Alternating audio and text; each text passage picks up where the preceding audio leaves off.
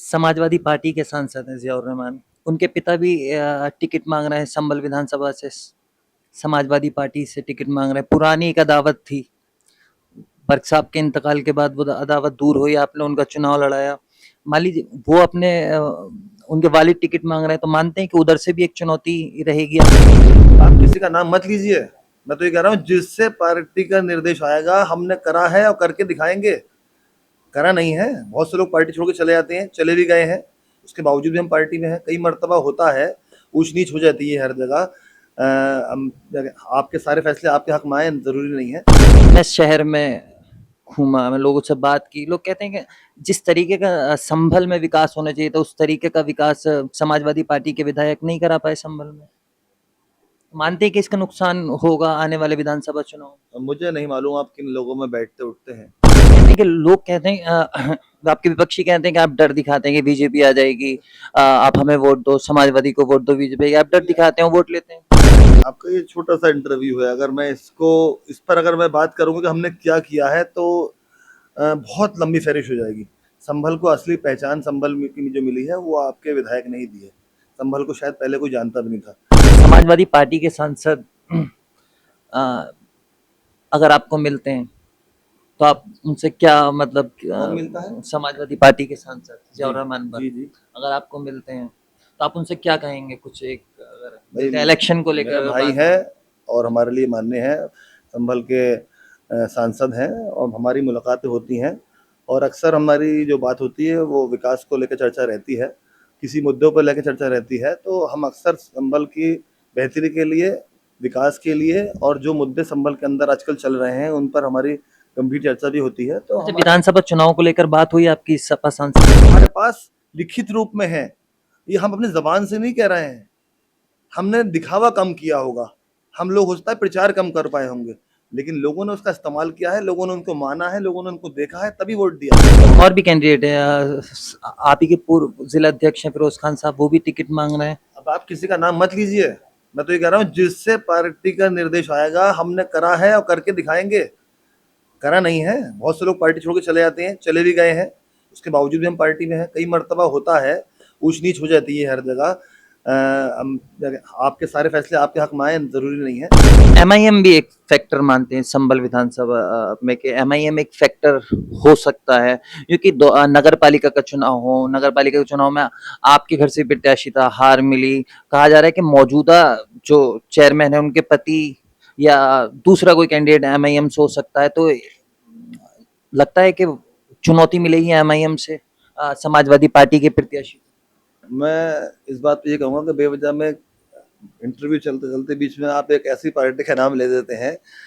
भाई हम सब एक संभल में जो हम देख रहे हैं वो संभल में ही नहीं देख रहे हैं, हम पूरे उत्तर प्रदेश में देख रहे हैं, हम पूरे देश के अंदर जहाँ जहाँ हो रहा है सब देख रहे हैं। क्या हो रहा है, कौन किसकी भूमिका कैसी है। तो जनता जनार्दन है, जनता अपने फैसला लेती है, फैसला करती है और जब 27 का चुनाव आएगा तो जनता ही इसका फैसला करेगी। असदुद्दीन ओवैसी हो या उनके पार्टी के लोग हैं, वो कहते हैं समाजवादी पार्टी में मुसलमानों का जितना बुरा हुआ है समाजवादी पार्टी में रहकर, उतना कहीं किसी पार्टी में नहीं हुआ। लगातार असदुद्दीन ओवैसी हो या उनके पार्टी के लोग हों, लगातार मंच से समाजवादी पार्टी पे हमलावर है। अच्छा, उनके पास और क्या काम है इसके अलावा, और क्या रास्ता है, यही तो कहेंगे वो क्या कहते हैं, मैटर ये नहीं करता है। देखिए वो एमआईएम को 2000 अभी नगर पालिका का चुनाव हुआ, एक बड़ा मैंडेट मिला, 40-45 हजार के करीब वोट नगर पालिका क्षेत्र में एमआईएम को मिले। तो लगता नहीं कि एक डर होगा कि हाँ मुसलमान का वोटों का डिवाइडेशन होगा, बीजेपी को फायदा होगा अगर एमआईएम यहाँ पर मजबूत लड़ती है? नहीं, आकलन तो कर रखा होगा ना कि हाँ मैं चुनाव लड़ूंगा, मैं मुझे मेरा एक गोल, इतना वोट का गोल है कि हाँ मुझे कि 1,10,000 90,000, मतलब एक गोल तो होगा ना कि कितना वोट पहले के मुकाबले ज्यादा या कम। हम चाहेंगे जो जनता तय करेगी, जनता के पास जाएंगे और उसके बाद हमें कुछ बता पाएंगे। लेकिन मुझे उम्मीद यह है कि हम पहले से बड़ा मैंडेट जो है संभल का प्रस्तुत करेंगे राष्ट्रपति जी के हक में। यानी कि 1,07,000 से ज्यादा वोट इस बार समाजवादी पार्टी अगर आपको प्रत्याशी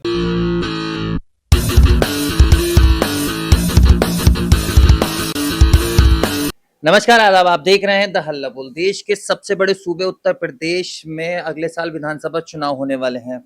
मेरे साथ खास बातचीत में मौजूद हैं संभल विधानसभा सीट से समाजवादी पार्टी के संभावित प्रत्याशी सुहेल इकबाल साहब। सुहेल साहब, स्वागत है आपका। जी बहुत शुक्रिया आपका। लेकिन ये संभावित प्रत्याशी आपने पहले ही लगा दिया है। मैं अभी कार्यकर्ता के रूप में काम कर रहा हूँ, जो पार्टी का जो दिशा निर्देश आएगा उस पर काम करेंगे। काम करता हूँ। मेरा पहला सवाल आपसे यही है, 2027 के विधानसभा चुनाव को लेके किस तरीके की तैयारी है समाजवादी पार्टी की उत्तर प्रदेश के चुनाव में? पार्टी लगातार 10 सालों से आम जनता के बीच में काम कर रही है। हर मुद्दे पर हर वर्ग के बीच जाकर और मुखर होकर बात कर रही है। और तैयारियां लगभग अब जो है चल रही हैं और पूरी हो चुकी हैं। और हम लोग इंशाल्लाह ताला उम्मीद करते हैं कि 2027 के अंदर, आज जैसा कि हमारे राष्ट्रीय अध्यक्ष जी का जन्मदिन भी है, हम सब लोगों ने विभिन्न जगहों पर जाके लोगों से बातचीत करी है। अलग अलग लोगों ने अलग अलग कार्यक्रम किए हैं। लोग पॉजिटिव हैं और चाहते हैं कि जल्द से जल्द वो वक्त आए जो हम सरकार बनाएं और लोगों की खिदमत कर सकें। खिदमत कर सकें। 2017 का विधानसभा का चुनाव हो, 2022 का चुनाव हो, 2019 का चुनाव हो, समाजवादी पार्टी बीजेपी के सामने टिक नहीं पाई। तो लगता है कि 2027 में भी इसी तरीके के नतीजे आएंगे जैसे इन 3 चुनाव में नतीजे देखने को मिले। देखिए, ऐसा है कि चुनाव मुद्दों पर लड़ जाते हैं। हम लोग चाहते हैं कि तर्क पे बात करी जाए, मुद्दों पे बात करी जाए। और सबसे ज़्यादा जो सरकारें बनती हैं, जो एक संवैधानिक तरीका है कि सरकार का एस्टेब्लिशमेंट इसलिए किया जाता है कि ताकि लोगों के काम आ सके, लोगों के दुख तकलीफ में काम कर सकें, विकास कर सकें, उनके लिए अच्छे रास्ते खोल सकें, अच्छी व्यवस्थाएं दे सकें, फैसिलिटीज़ आ सकें। लेकिन इन कई सालों में हम देख रहे हैं कि कोई तर्क की बात नहीं है। हिंदू मुसलमान, पाकिस्तान, कब्रिस्तान, शमशान और ये सारी बातें जो हैं, लव जिहाद और मंदिर मस्जिद और बुलडोज़र, मतलब जहाँ भी देखो नफ़रत की जो है ना एक आंधी सी चल रही है। हाँ, लेकिन आपकी पार्टी भी तो एम भाई की राजनीति करती है, मुस्लिम और यादव की पार्टी कहलाई जाती है आपकी पार्टी। आप ये किस आधार पे कह सकते हैं? एमवाई की राजनीति जो है ये आप लोगों का दिया हुआ लक़ब है। ये मीडिया जो है नए-नए लक़ब देती है, नई-नई बातें करती है, जबकि हम लोग हमेशा समाज को जोड़ने की बात कर रहे हैं। हम आज हमारा जो है पीडीए के आधार पर हम लोग है ना जन-जन से जोड़ रहे हैं। हर वर्ग के पास जा रहे हैं, पिछड़ों के पास जा रहे हैं, आदिवासियों के पास जा रहे हैं, दलित लोगों के पास जा रहे हैं। हाँ, तो हाँ, ये हमारा एजेंडा ये है। आप न जाने कौन सी नई बात हाँ, लेके लेकिन बैठे आपने हैं। पीडीए की बात करी तो बीजेपी कहती है कि संविधान का डर दिखाकर आपने 2024 का चुनाव जीत लिया। एक बार हो गया, अब 27 में थोड़ी हो जाएगा ऐसा। नहीं, डर दिखा के क्या होता है? डर तो वो आपने दिखाते कहा हैं। कि संविधान बदल देंगे। आप देखिए ना, छेड़छाड़ हो रही नहीं हो रही है। उन्होंने चुनाव के अंदर लोग जो है वोट मांगते हैं, कहते हैं लोगों से, क्या कहते हैं, अपील करते हैं। वो लोग तो जो है ना, आपने देखा था नारे उनके किस तरह से। वो तो 300 पार और 500 पार और 400 पार की बातें, मतलब जनता को बिल्कुल उन्होंने नकार दिया। अपने ईवीएम पर, अपने ताकत पर, अपने प्रशासन पर, अपने दौलत पर उन्हें यकीन है, इसलिए वो बेबाक तरीके से सीटें गिनाते थे अपनी।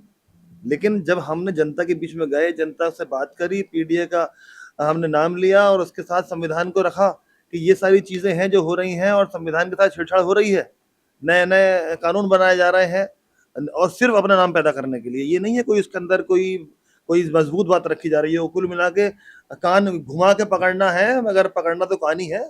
तो सरल तरीके से पकड़ लोगे तो जनता को भी दिखाई देगा कि हाँ, ये काम आसान है, सरल है, अच्छा है, जनहित में है।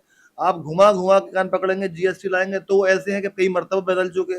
आप किसान विरोधी कानून लाए थे, वो बदलना पड़ा। ये सारी चीजें ऐसी लाते हैं जो जनता को तकलीफ देती हैं। आए दिन जनता के बीच में इस चीज का आक्रोश पैदा होता है। लेकिन क्या है कि अपने खौफ से, अपने रुतबे से, अपने मंत्रियों के जाना बड़बोले बातों से ये सब चीजें हम पर थमाई जाती हैं। थमाई जाती है। लेकिन मैं संभल विधानसभा सीट को लेकर बात करूंगा। 7 बार से आपके वालिद साहब विधायक हैं। कहा जा रहा है इस बार आप समाजवादी पार्टी से संभल विधानसभा सीट से चुनाव लड़ेंगे, तो किस तरीके की तैयारी है अगर आप प्रत्याशी होते हैं समाजवादी पार्टी से संभल विधानसभा सीट से? आपकी ये बात बिल्कुल ठीक है कि पिछले 7 टर्म से जनाब इकबाल महमूद साहब यहाँ से विधायक हैं और लगातार विधायक होना ये अपने आप में मिसाल है कि इतनी मर्तबा संभल से ही नहीं बल्कि उत्तर प्रदेश में चंद लोग ऐसे होंगे जो एक ही सीट से इतनी बार चुनाव जीत चुके हों और जनता के साथ रहकर उनका हमदर्द रहकर उनकी तकलीफ़ को अपनी तकलीफ़ समझकर और उन सब पर जो खरा उतरे होंगे तभी यहाँ तक पहुँचे होंगे। आप चुनाव जो दोबारा आने जा रहा है ये उनकी सीट है या पार्टी जिसे निर्देश करेगी उसे चुनाव जो है हम सब लोग मिलकर जितने कार्यकर्ता हैं लड़ाएंगे। जिसे भी टिकट हमारा राष्ट्रीय अध्यक्ष जी से घोषित करेंगे उनको हम चुनाव लड़ाने का काम करेंगे। अब वो किसे मिलता है, दावेदार बहुत से हो सकते हैं, दावेदारी है करना जो है कोई बुरी बात नहीं है, लेकिन ये फैसला जो है राष्ट्रीय अध्यक्ष जी का है और उसके बाद हमारे संभल के विधायक जनाब इकबाल महमूद साहब का है जो लगातार जनता के बीच में रहकर उनकी छोटी से बड़ी लड़ाई लड़ रहे हैं। लड़ाई लड़ रहे हैं। मैं शहर में घूमा, मैं लोगों से बात की, लोग कहते हैं कि जिस तरीके का संभल में विकास होना चाहिए था उस तरीके का विकास समाजवादी पार्टी के विधायक नहीं करा पाए संभल में। मानते हैं कि इसका नुकसान होगा आने वाले विधानसभा चुनाव? अब मुझे नहीं मालूम आप किन लोगों में बैठते उठते हैं। ये बातें चुनाव में आती हैं और चूँकि पार्टियाँ और भी हैं, बसपा भी है, एमआईएम भी है, बीजेपी भी है और निर्दलीय भी हैं, कांग्रेस भी है। तो ये सारे लोग और भी हैं जो चुनाव लड़ते हैं। वो अपनी-अपनी बातें रख सकते हैं, रखनी चाहिए। हो सकता है उनमें मैंडेट तो आपको मिल रहा है तो सवाल तो आपसे ही होगा। जब मैंडेट मिल रहा है तो मैंडेट पे हम खड़े उतर रहे हैं तभी तो वोट दे रहे हैं और तभी हम जीत रहे हैं। वो कहते हैं लहर में आप जीत जाते हैं चुनाव। भाई तो लहर कब थी बताओ ना। सन 91 से माशाल्लाह अल्हम्दुलिल्लाह फादर हमारे चुनाव लड़ रहे हैं। हिंदू मुसलमान, किसान, व्यापारी, दुकानदार हर वर्ग के साथ खड़े होने का काम अगर करा है तो वो संभल के विधायक जनाब इकबाल महमूद साहब ने करा है। वो कहते हैं कि लोग कहते हैं आपके विपक्षी कहते हैं कि आप डर दिखाते हैं कि बीजेपी आ जाएगी, आप हमें वोट दो, समाजवादी को वोट दो, बीजेपी आप डर दिखाते हैं वोट लेते हैं। आपका ये छोटा सा इंटरव्यू है, अगर मैं इस पर अगर मैं बात करूंगा कि हमने क्या किया है तो बहुत लंबी फहरिश हो जाएगी। संभल को असली पहचान संभल की जो मिली है वो आपके विधायक ने ही दी है। संभल को शायद पहले कोई जानता भी नहीं था। संभल में लोग आने से डरते भी थे क्योंकि यहाँ की सड़कें सही नहीं थी, यहाँ की लाइट की व्यवस्था सही नहीं थी, यहाँ अस्पताल भी नहीं हुआ करते थे, यहाँ पे वो रोड जो आज चल रहे हैं आप चारों तरफ हॉटमिक्स से वो नहीं हुआ करते थे, यहाँ वो बिजली के ट्रांसफार्मर्स नहीं थे, यहाँ वो बिजली के जो है जो बनी हुई है सारी इंफ्रास्ट्रक्चर वो वहाँ पे चीज़ें नहीं थी, यहाँ पर स्कूल इतने नहीं थे, कॉलेजेस नहीं थे। वो सारी चीज़ें अगर आज ज़मीन पर नज़र आ रही हैं तो वो हैं। आज आप देखिए विपक्ष में रहते हुए भी हमने जो है मेडिकल कॉलेज देने का काम किया, परिवहन के उसमें हमने जो है रोडवेज देने का काम किया है, हमने जो है ना 8 से 10 जो है इंटर कॉलेजेस दिए हैं, गाँव के अंदर कनेक्टिविटी रोड्स दी हैं, सीसी रोड्स दी हैं, लोहिया के अंदर हमने जो है आवास दिए हैं, हमने पानी की टंकी दी हैं, हमने वो सारी चीज़ें दी हैं जो हमारे पास लिखित रूप में है। ये हम अपनी ज़बान से नहीं कह रहे हैं, हमने दिखावा कम किया होगा, हम लोग हो सकता है प्रचार कम कर पाए होंगे, लेकिन लोगों ने उसका इस्तेमाल किया है, लोगों ने उनको माना है, लोगों ने उनको देखा है तभी वोट दिया है। वोट दिया है। समाजवादी पार्टी के सांसद हैं जियाउर रहमान, उनके पिता भी टिकट मांग रहे हैं संभल विधानसभा से, समाजवादी पार्टी से टिकट मांग रहे हैं। पुरानी एक अदावत थी, बर्क साहब के इंतकाल के बाद वो अदावत दूर हुई, आपने उनका चुनाव लड़ाया। मान लीजिए वो अपने उनके वालिद टिकट मांग रहे हैं तो मानते हैं कि उधर से भी एक चुनौती रहेगी आपके लिए? देखिए वो ज़ियाउर रहमान साहब जो हैं एमपी हैं और इस वक्त चुनाव जब आएगा तब आएगा। हमारा 2024 के चुनाव के अंदर हमने सारे अपने गिले शिकवे ख़त्म कर दिए थे।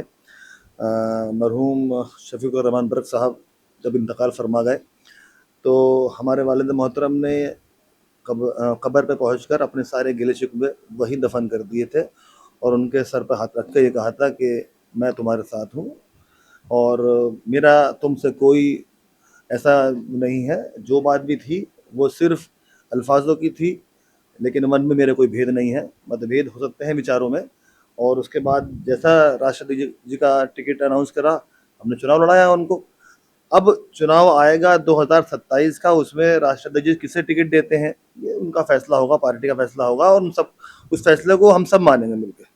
अच्छा मान लीजिए उनको अगर टिकट हो जाता है समाजवादी पार्टी का तो आप चुनाव लड़ेंगे? मैं कह तो रहा हूँ जो राष्ट्रपति जी का आदेश होगा उसको हम मानेंगे। मानेंगे, लेकिन फिर भी और भी कैंडिडेट है, आप ही के पूर्व जिला अध्यक्ष हैं फिरोज खान साहब, वो भी टिकट मांग रहे हैं। अब आप किसी का नाम मत लीजिए, मैं तो ये कह रहा हूँ जिससे पार्टी का निर्देश आएगा हमने करा है और करके दिखाएंगे। करा नहीं है, बहुत से लोग पार्टी छोड़ के चले जाते हैं, चले भी गए हैं, उसके बावजूद भी हम पार्टी में हैं। कई मर्तबा होता है, ऊंच नीच हो जाती है हर जगह। आपके सारे फैसले आपके हक में आए जरूरी नहीं है, लेकिन हम फिर भी पार्टी से खड़े रहे हैं क्योंकि हम समाजवादी पार्टी के संबल के अंदर हमने 93 से हमने समाजवादी पार्टी का दामन थामा है। आज तक हमने समाजवादी पार्टी के साथ खड़े हैं और खड़े रहेंगे। खड़े रहेंगे, यानी कि जियाउर रहमान और आप एक साथ 2027 के चुनाव साथ में। है, साथ रहेंगे, कोई मतभेद नहीं है, कोई मनभेद नहीं है, पार्टी के साथ है, पार्टी को मजबूत कर रहा है। पार्टी को मजबूत कर रहे हैं। अगर मान लीजिए उनके पिता दूसरी किसी पार्टी से आ जाते हैं, ये उनके घर का मामला है, ये मैं तो नहीं कह सकता कुछ भी, वो उनके घर का मामला है, वो अपने आप देखेंगे अपने घर को। लेकिन हम तो यही कहेंगे फिर भी कि जो राष्ट्राध्यक्ष जी का फैसला होगा उसको समाजवादी पार्टी पूरी तरह से निभाएगी। नहीं भाई, एमआईएम भी एक फैक्टर मानते हैं संभल विधानसभा में, कि एमआईएम एक फैक्टर हो सकता है, क्योंकि नगर पालिका का चुनाव हो, नगर पालिका के चुनाव में आपके घर से प्रत्याशी था, हार मिली, कहा जा रहा है कि मौजूदा जो चेयरमैन है उनके पति या दूसरा कोई कैंडिडेट एमआईएम से हो सकता है, तो लगता है कि चुनौती मिलेगी एमआईएम से समाजवादी पार्टी के प्रत्याशी। मैं इस बात पे ये कहूँगा कि बेवजह में इंटरव्यू चलते चलते बीच में आप एक ऐसी पार्टी का नाम ले देते हैं। भाई हम सब एक संभल में जो हम देख रहे हैं वो संभल में ही नहीं देख रहे हैं, हम पूरे उत्तर प्रदेश में देख रहे हैं, हम पूरे देश के अंदर जहाँ जहाँ हो रहा है सब देख रहे हैं, क्या हो रहा है, कौन किसकी भूमिका कैसी है। तो जनता जनार्दन है, जनता अपने फैसला लेती है, फैसला करती है, और जब 27 का चुनाव आएगा तो जनता ही इसका फैसला करेगी। असदुद्दीन ओवैसी हो या उनके पार्टी के लोग हैं, वो कहते हैं समाजवादी पार्टी में मुसलमानों का जितना बुरा हुआ है समाजवादी पार्टी में रहकर, उतना कहीं किसी पार्टी में नहीं हुआ। लगातार असदुद्दीन ओवैसी हो या उनके पार्टी के लोग हों, लगातार मंच से समाजवादी पार्टी पे हमलावर है। अच्छा, उनके पास और क्या काम है इसके अलावा, और क्या रास्ता है, यही तो कहेंगे वो क्या कहते हैं मैटर ये नहीं करता है। देखिए वो अपनी पार्टी चला रहे हैं, वो उनका अपने मैनिफेस्टोज हैं, उनकी अपनी है ना नीतियाँ हैं। हम समाजवादी लोग जनता के बीच में हैं, और हम किसी विशेष, चाहे व्यक्ति हो, चाहे बिरादरी हो, चाहे समुदाय हो, चाहे दल हो, उसके लिए नहीं है। हम समाजवादी लोग, समाजवादी पार्टी का मतलब है विशाल, और इसके अंदर सभी धर्म के लोग आते हैं, सभी वर्ग के लोग आते हैं, सबकी खिदमत करते हैं, सबको साथ लेके चलते हैं। वो अपनी तरह तरह की बातें करते हैं, उनकी वो अपनी अपनी बातें हैं, उनकी अपनी गाइडलाइंस हैं। हाँ, लेकिन एमआईएम को 2000 अभी नगर पालिका का चुनाव हुआ, एक बड़ा मैंडेट मिला, 40-45 हजार के करीब वोट नगर पालिका क्षेत्र में एमआईएम को मिले। तो लगता नहीं कि एक डर होगा कि हाँ मुसलमान का वोटों का डिवाइडेशन होगा, बीजेपी को फायदा होगा अगर एमआईएम यहाँ पर मजबूत लड़ती है। वो तो देखिए बनता ना, जनता तय करती है, जनता 27 में तय करेगी क्या सही था क्या गलत था। अब जैसे 2017 में सरकार बनी बीजेपी की, अब वो फैसला कभी कभी जनता गलत भी ले सकती है। उसके बाद भेदभाव शुरू हो गया, उन्होंने नारा लगाना शुरू कर दिया कि साहब हिंदू खतरे में है, हिंदू खतरे में है। जहाँ जिस देश के अंदर प्रधानमंत्री, रक्षा मंत्री, गृह मंत्री, शिक्षा मंत्री, प्रधानमंत्री के साथ चीफ मिनिस्टर, मुख्यमंत्री के साथ साथ जितने भी यहाँ के है ना नीचे की लॉबी है और प्रधान है, सब हिंदू जहाँ हो, वहाँ पर अगर हिंदू खतरे में है तो फिर खतरा हिंदू को नहीं है, खतरा उनकी सीटों को है। ये जानबूझ की सीटें, जानबूझ की बातें कही जाती हैं ताकि ये डर खौफ दिखाकर जो है ना लोगों को एक इकट्ठा कर सकें और अपना मैंडेट हासिल कर सकें। यानी कि आप सिर्फ और कह सिर्फ जो है यहाँ पर भेदभाव पैदा करना है इस सरकार का मतलब, तो लोग समझ जाते हैं कि हाँ ये सरकार जो है वो खिदमत के लिए नहीं है, विकास के लिए नहीं है, कोई एजेंडा नहीं है, सिर्फ और सिर्फ आपस में लड़ाना है और अपनी रोटी रोटी सीधी करना है। सीधी करना, मतलब आप कह रहे हैं कि बीजेपी हो या एमआईएम हो, ये दोनों हिंदू मुस्लिम का मैं ये बंटवारा कहना चाह रहा हूँ कि जिस बनाया है मंदिर, वो कहते ये है कि हमने बनवाया है, जबकि ये सुप्रीम कोर्ट का आदेश था।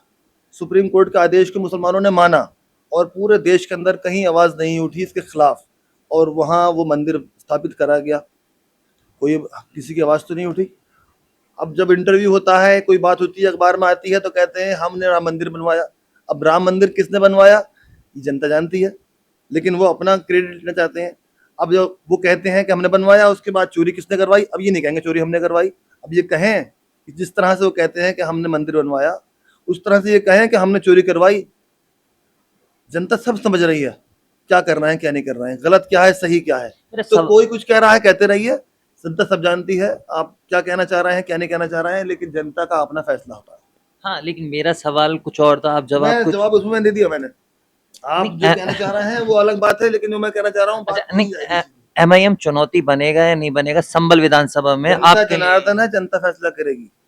आपको डर नहीं है कि एक बड़ा वोट डर बैंक उसे मिलेगा? होगा जो जाना कुछ गलत कर रहा होगा। जनता सब जानती है, जनता पोल खुल चुकी है, हर पार्टी की, हर आदमी की, हर शख्स की। वो लोग कहते हैं कि मुस्लिमों की आवाज है एमआईएम पार्टी। कौन कहता है? हम ये एमआईएम कहते हैं हम देश की आवाज हैं।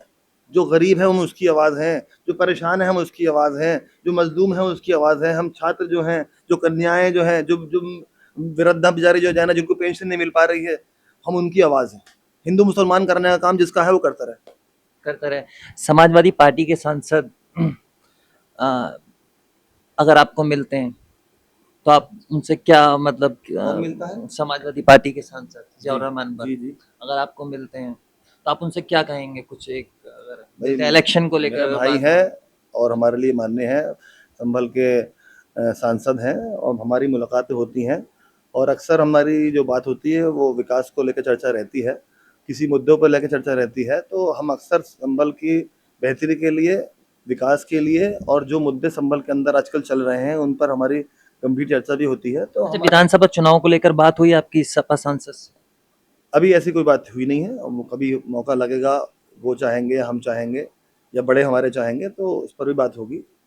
और अक्सर जो है हमारे शादी ब्याहों में, प्रोग्राम्स में, घटनों में, या किसी दुख तकलीफ में हमारी अक्सर भेंट होती रहती है। तो बड़ा अच्छे माहौल में बातचीत होती है। यानी कि दो लड़कों की जोड़ी जो है संभल में भी देखने को मिलेगी विधानसभा चुनाव में?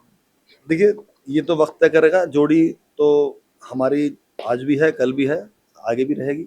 आगे भी रहेगी। मेरा आखिरी सवाल था, मुख्य मुकाबला किससे होगा संभल विधानसभा में अगर आप समाजवादी पार्टी से प्रत्याशी हैं? बीजेपी से या एमआईएम से? उस ताकत से है जो ताकत चाहती है हिंदुस्तान का बंटवारा। बंटवारा। आखिरी सवाल मेरा, 2022 के चुनाव में 1,07,000 के करीब वोट मिला आपके वालिद को। अगर आप समाजवादी पार्टी से प्रत्याशी होते हैं तो कितना वोट इस बार संभल विधानसभा में आप देखिए, लेकर जाते? मेरा वो जिस शख्सियत की आप बात कर रहे हैं, उनका रुतबा, मर्तबा, और उनका कद, और जो उनका राजनीतिक सोच है उसको लग पाना हर किसी के बस की बात नहीं है। एक उन्होंने अपना राजनीति का स्टैंडर्ड बनाया है, और उस किरदार में उन्होंने इतना अपने आप को डुबो लिया है कि जो भी आंकड़ा उनको दिया जाए, उनके सामने रखा जाए, वो छोटा पड़ जाता है। और मैं इस चीज़ का बिल्कुल, मैं या कोई भी कायल नहीं होना चाहिए कि उनका मुकाबला कर सके, क्योंकि एक वो सीनियर नहीं, बहुत ज़्यादा सीनियर पॉलिटिकली, और अपना तजुर्बा उनके पास जो है उसमें बहुत आगे हैं। जो भी चुनाव आएगा उसके अंदर हम ये लोग, जो भी चुनाव आएगा उसके अंदर विधायक बनने की होड़ न करके हम सरकार बनाना चाहते हैं। विधायक कोई ना कोई बनता ही है, बनेगा ही। हमें संभल को विकास देने के लिए इन सारी तकलीफ़ों से जो चल रही हैं संभल के अंदर, आए दिन नई-नई बातों में लोगों को मजबूर कर दिया गया है, बुलडोज़र एक्शंस आए दिन देखते रहते हैं। इन सब को देखते हुए मैं चाहूँगा कि ये सरकार यहाँ से जो ज़ुल्म कर रही है उसका ख़ात्मा हो, और उसके बाद हम सरकार बनाएँ। सरकार बनती है, संभल के अंदर इंशाअल्लाह ताला विकास भी आएगा, और संभल के अंदर तरक्की भी आएगी। संभल के अंदर जो माहौल पहले था आपस में, हिंदू मुस्लिम एक तहज़ीब थी, एक तस्बी के अंदर जो पिरो के रखा हुआ था, उसको भी हमने दोबारा से बनाने का काम करेंगे। ये आपने पारिवारिक बात ज़्यादा कर दी है, राजनीतिक बात कि ये एक राजनीतिक नंबर बात है। नहीं, एक नंबर में आप फिगर बताइए, मतलब 2022 में 1,07,000 वोट नहीं ये पारिवारिक आप बात नहीं है। ये आप जो बात कह रहे हैं, आप खुद समझिए कि क्या कह रहे हैं। नहीं मैं नहीं, या कोई आकलन भी, तो कर रखा होगा ना कि हाँ मैं चुनाव लड़ूंगा, देखिए मैं हम मुझे मेरा एक हम गोल, इतना वोट का गोल है कि हाँ हमारी उम्मीद मुझे ये है कि 1 लाख, 1,10,000, 90,000, मतलब एक गोल तो होगा ना कि कितना वोट पहले के मुकाबले ज्यादा या कम? हम चाहेंगे जो भी जो जनता तय करेगी, जनता के पास जाएंगे और उसके बाद हमें कुछ बता पाएंगे। लेकिन मुझे उम्मीद ये है कि हम पहले से बड़ा मैंडेट जो है संभल का प्रस्तुत करेंगे राष्ट्रपति जी के हक में। यानी कि 1,07,000 से ज्यादा वोट इस बार समाजवादी पार्टी अगर आपको प्रत्याशी होना है। बेशक इस कामयाबी को जो है, जो हमें इंशाल्लाह ताला आज तक मिलती आई है, उसके अंदर इजाफा ही हुआ है, हर चुनाव के अंदर इजाफा हुआ है। तो मुझे उम्मीद है कि आगे भी जनता जो है इसको बढ़ाने का काम। संभल में बहुत सारे मुद्दे हैं, बहुत सारी समस्याएं हैं, लॉ एंड ऑर्डर को लेकर भी काफी चीजें सरकार की तरफ से कही जा रही है कि लॉ एंड ऑर्डर बहुत मजबूत संभल में, उत्तर प्रदेश में देखने को मिल रहा है। तो इस पर आपकी क्या प्रतिक्रिया है? ये बात आपकी सही है कि सरकार है और सरकार कहती है कि हम लोग जो है ज़ीरो टॉलरेंस वाली सरकार है और बुलडोज़र एक्शन देखने को हमें मिलता है। लेकिन इसमें भी भेदभाव कर रखा है जानबूझकर। ये देखा जाता है कि किस पर कार्रवाई होनी है, कैसे कार्रवाई होनी है, उसको देखकर टारगेट करके जाना करा जाता है। ख़ास तौर से जाना अगर किसी जो विरोधी है सरकार के, वो अगर कोई अगर उनके खिलाफ कोई काम दिखाई देता है तो फ़ौरन जो है पुलिस जो है एक्शन में आती है और इस कदर एक्शन में आती है कि जो है ना उसके घरों पे बुलडोज़र चला दिया जाता है। और जब उन्हीं के पार्टी के लोग, उन्हीं के समर्थक जो है कोई गलत काम कर बैठते हैं और ऐसी-ऐसी घटनाएँ को है ना वो अंजाम देते हैं और उनके खिलाफ हम लोग जो है ना बात करते हैं, बोलते हैं, तो कभी-कभी हमारे ऊपर उल्टा एक्शन होता है और उनके ऊपर एक्शन नहीं होता है। अभी हमारे संभल में भी बिल्कुल ताज़ी मामला है। भवानीपुर में लड़के खेल रहे थे वॉलीबॉल वगैरह, वहाँ पर जो है ना लड़ाई झगड़ा हुआ और छोटी-सी लड़ाई झगड़े के अंदर जो है जो मारपीट हुई, पुलिस ने उस पे कार्रवाई करी। हाँ, जो मुस्लिम पक्ष था वो गया अपनी ज़मानत कराने के लिए। जब वहाँ से शाम को लौट के आ रहा था, तो जो दूसरा पक्ष था उन्होंने रोड होल्ड करके और तमाम जो है ना उसको रोक के गाड़ी और उनको मारा-पीटा लड़कों को और इस कदर मतलब इस कदर मारा है, वो उठा के ले गए और इतना मारा है कि वो उसकी जान बनाई और मरा जान के छोड़ के आए। और जब वो इसकी शिकायत करने के लिए पुलिस के पास जाते हैं, तो पुलिस ने उनका रिपोर्ट तक दर्ज नहीं करी और एक साधारण तरीके से एक तहरीर लिखकर, हालांकि गिरफ्तारियां तो हुई उसमें, गिरफ्तारियां साधारण तरीके से हुई थी। 4 दिन तक वो लड़का जो है वेंटिलेटर पे रहा और उसके बाद जब मालूम हुआ कि वो इंतकाल फरमा गया, जब उसका देहांत हो गया, तब जाकर उसके आनन-फानन में गिरफ्तारियां हुई हैं और अब भी जो है उसके ऊपर जो एक्शन होना चाहिए वो नहीं हुआ है। क्योंकि बुलडोज़र एक्शन जब कहते हैं हमारा सुशासन है, हमारा शासन में कोई है ना वो नहीं कर सकता और अपने आप को ज़ीरो टॉलरेंस कहते हैं। तो यहाँ भेदभाव क्यों हो रहा है? यहाँ भी तो इंसाफ होना चाहिए, उन लोगों के खिलाफ कड़ी कार्रवाई होनी चाहिए जो लोग इसके दोषी हैं, जाँच करें और जो लोग दोषी हैं, क्योंकि वहाँ पे सारी वीडियोज़ दिखाई दे रही हैं, किस तरह से जो है ना उस घटना को अंजाम दिया गया है, किस तरह से मारा-पीटा गया है, किस तरह से उन लोगों ने रोड को जाम करा के वहाँ पे गाड़ी रोक के उसको उठा के ले गए और मारा, इस कदर मारा कि वो आज हमारे बीच नहीं है।